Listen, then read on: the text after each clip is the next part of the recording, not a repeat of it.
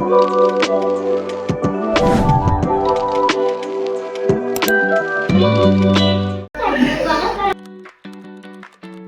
saya Galang, posisi saat ini di IT Support ERP.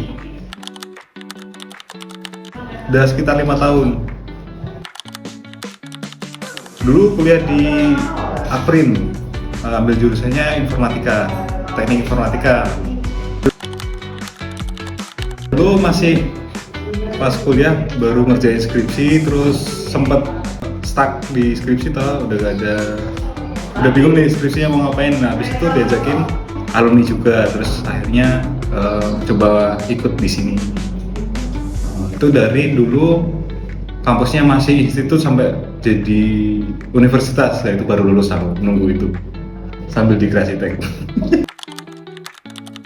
Jadi kesan pertama dulu belum pernah masuk di perusahaan IT yang kayak Krasitek gitu.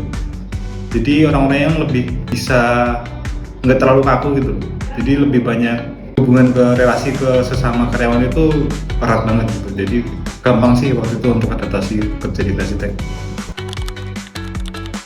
Nah biasanya sih kalau di IT support, khususnya kan sekarang di ERP nih, itu biasanya kita standby kalau misalkan ada keluhan atau ada klien yang butuh bantuan gitu. Biasanya kita yang ngerjain dari terima laporan, terus nanti ngerjain, bisa jadi dari coding juga, bisa jadi bikin laporan lagi, bisa jadi cuman bantuin klien buat ngerjain task mereka gitu. Ya susahnya itu karena ERP-nya itu besar banget, jadi untuk mempelajari keseluruhannya itu butuh waktu yang cukup lama dan effortnya cukup besar gitu. Jadi tantangannya itu juga pertanyaan dari klien itu biasanya out of the box itu. Jadi kadang kita belum tahu, terus harus koordinasi lagi sama tim.